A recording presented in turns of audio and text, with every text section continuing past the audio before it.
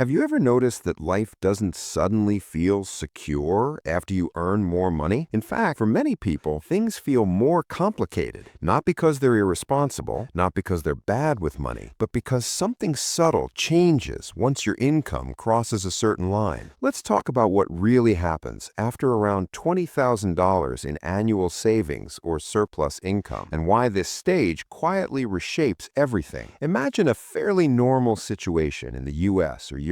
You're a young professional or early career worker. Your gross salary might be $65,000 a year. After tax, that's roughly $4,000 a month hitting your bank account. Now, life steps in. Rent or mortgage, $1,400. Car payment or transport, $450. Insurance, utilities, internet, phone, $350. Groceries, $400. Student loan or EMI, $300. We're already at $2,900. That leaves about $1,100. On paper, that looks comfortable. In reality, this is where pressure quietly enters, because this is the income range where expectations rise faster than math. You start upgrading, not recklessly, but reasonably. A slightly better apartment because you work hard. A newer car because reliability matters. Eating out a bit more because time is scarce. Subscriptions because they're only $15. None of these decisions feel wrong, but here's the uncomfortable truth.